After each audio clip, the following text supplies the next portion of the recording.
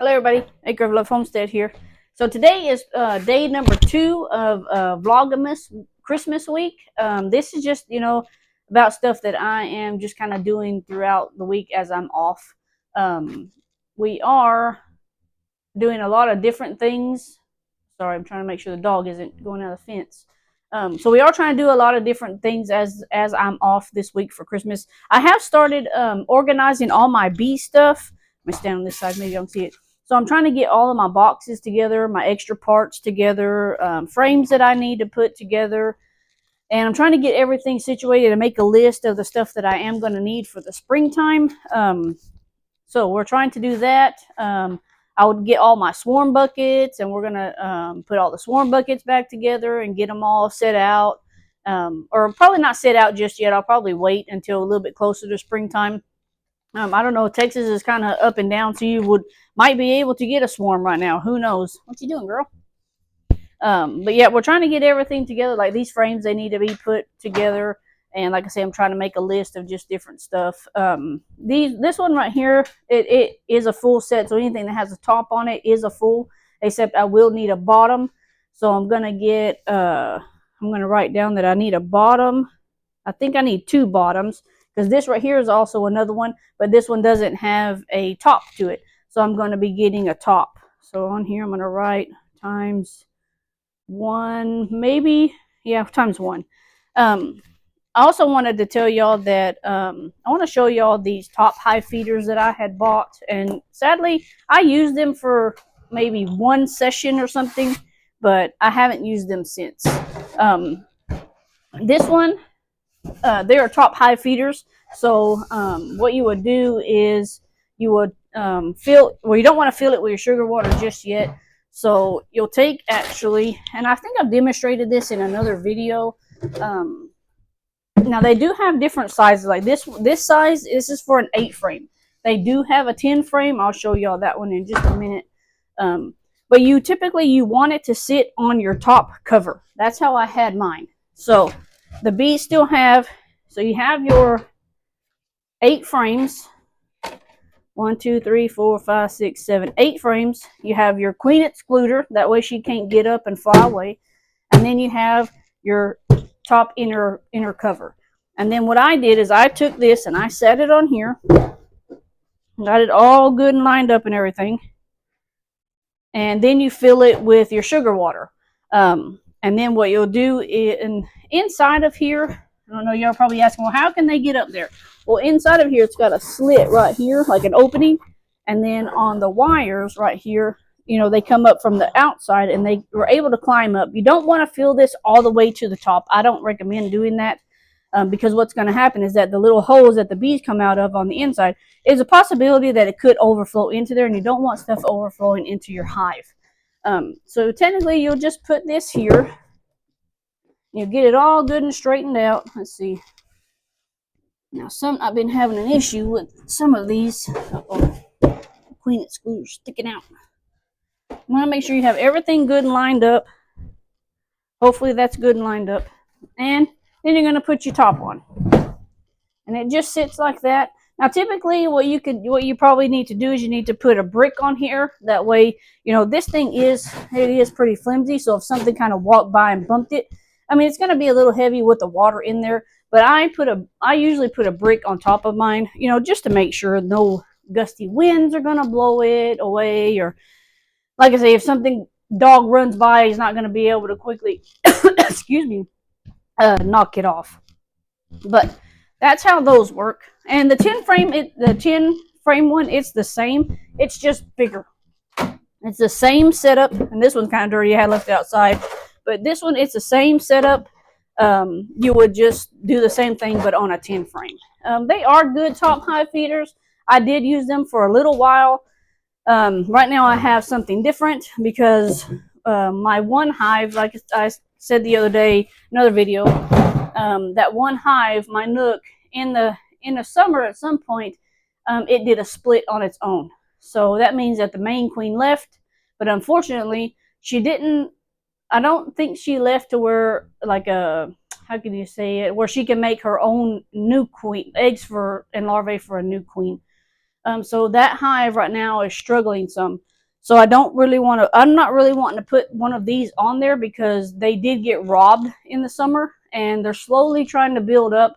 So I just have like a little feeder actually on the inside. And all I did with that is I took, like, you can buy these feeders like on Amazon or something like that. You would take another box, excuse me, take another box of the same measurement. Say this one's an 8 frame, and over this hole on the inside of your top cover is you can put a feeder in there on top of that, and that way only they can kind of get into it. Now I do have a friend that she puts like a little bowl in there, but it has like something that bees can climb on and not drown. And she just kind of sits it to the side. That way that hole is open and it's free. So you are able to, put something else in here, but you will also put your lid back on. So that way no robbing can happen, up here, and they're still able to climb out and get their sugar water and stuff if you're feeding sugar water in the winter, which those bees on that side over there, they are getting fed sugar water right now because they didn't, after they got robbed, they didn't really build up enough to survive kind of on their own. So we're still, they're still iffy if they're going to make it during the winter or not, guys. I thought about what I probably could have done is I could have combined them. That hive, I could have combined them with my other hive. I didn't do that because I wanted to give them a chance to kind of, somehow figure out how to make their own queen, which a honeybee will eventually lay an egg. As I've read somewhere that a honeybee will lay an egg, and then if it's fertilized by that drone, then she will have that can possibly make a new queen. I read that somewhere in a book. I'll have to figure that out. But this is just kind of, it's kind of an educational thing, and just kind of what we're doing, on the homestead, like I said. But yep, this year I'm planning on I'm going to buy another nook, hopefully, and then during the summer, thank goodness I have a lot of luck with swarms. I do catch various swarms during the springtime. So hopefully I'll be able to catch a couple more swarms because I've got plenty of boxes to put them in. So hopefully that will be able to boost our apiary and be able to get some honey coming in and some wax, because I want to start making my own candles and stuff like that. I will be working on the apiary area, which will be over on the right hand side of the property. I'll be chopping down those bushes and stuff like that, and that way I can just put everybody on that side. So that's kind of what we're doing today, guys. Not a whole lot going on. Later I will have a special treat for everybody. I'll bring y'all back again, and we'll do our special treat this afternoon, and we will see y'all then, so stick around.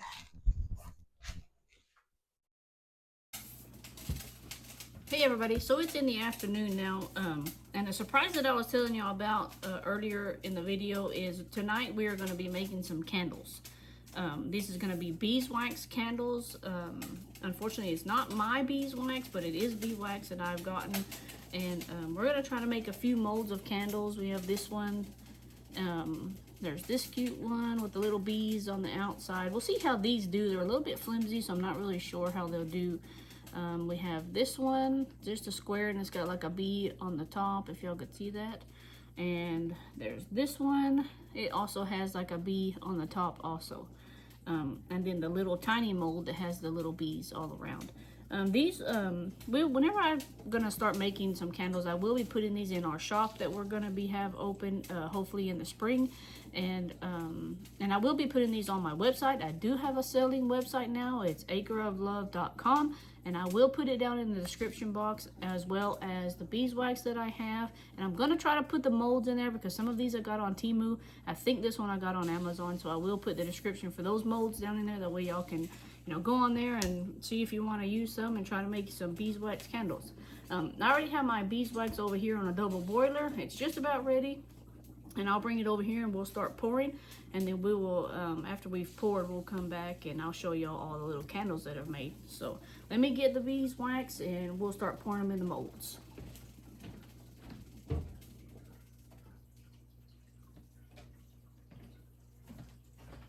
So I have this nice nifty little tin here, and I put it on a double boiler, and that way it can all melt down. Oh, y'all probably can't see that, but we're gonna try to see what we can do without making a mess, and without getting wax all over us. Like I say, these little molds are a little bit finicky, so I don't know how they're gonna turn out.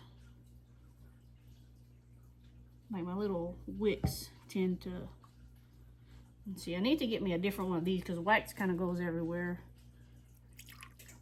And I don't know how many of these I'll actually be able to get out of the amount that I put in there, but we're gonna try to get quite a bit.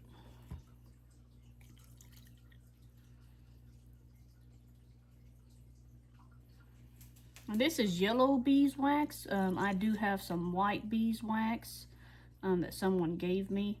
That was from their hive. I have those already posted on my website, so you're more than welcome to go and look and see, you know, if you'd like to purchase some. I have just a few. I don't have very many of each one, but there is a few on there. And I also put my scarves up there. If anybody's looking for homemade scarves, I crochet scarves, and I put those on there.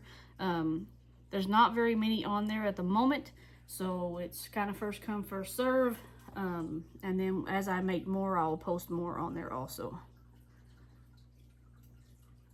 I probably could have done one more small one, but I think I'm going to hold on to what I have, because typically whenever you're doing candles, they have a dip in them, and I like to go back and I like to fill in that dip that it kind of makes.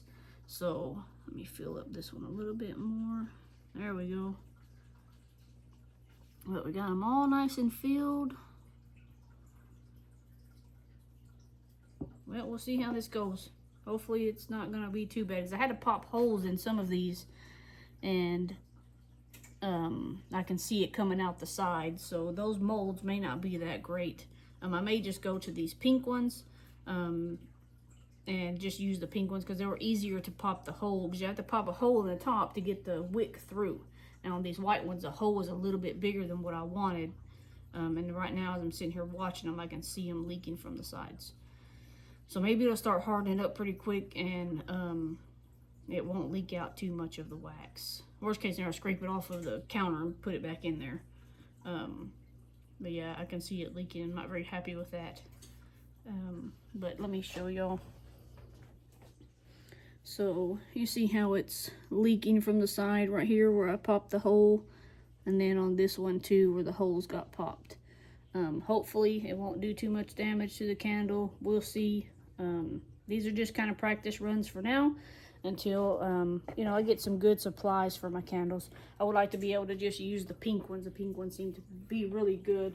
I have two small ones too. That's a little mold. I did get these off of Amazon, so I'll try to link these maybe instead of the white ones. But yep, y'all stick around, and whenever these harden, guys, I'll bring you back and show you what we ended up with. Okay, everybody, we're back. So they finally hardened. This one is like this because my son came up and touched it, but they're really cute. See how they have the little bee on top? And I mean, clearly we're gonna need some more practice with these. This one's really neat. This one's really cute. It's got the little bees on there. But yeah, we definitely need lots more practice for these. This one's really cute too. It's got little bees all the way around it. See, the problem is whenever you do the molds upside down, this tends to happen because it has nothing to connect to. And if you put the stick on, you won't be able to get the stick back off. So I've got to figure out somehow. I think I can use clothespins and hold the wick. That way that this piece won't move. So, and then we have the square one. It's got a little bee on the top. I'd like to figure out a way where I can make this bee a different color. I think that will be pretty neat. But looks like it almost has a crack on there. Maybe the wax was too hot. I'll have to look into that. And then this one is skinny on this side but fat on this side, but that's how that mold is, sadly. But this one's kind of neat. I don't really prefer this one because it's got a lot of imperfections on it, but like I say, these will be up on my website. I will post them on my website. They have no scent, guys. These are more for just, you know, kind of like decoration or Christmas gifts or, you know, Mother's Day gift or, you know, something like that. But I will post these on my website. They should be on there, I would say maybe tomorrow evening I'll put them. But yeah, y'all check out my website and I'll link everything on the bottom. And that's that's our second day of our Vlogmas for the week. And tomorrow I'll be doing a different kind of video, so y'all stick around for that one and see how that one goes. And we'll see y'all next time. Bye, guys.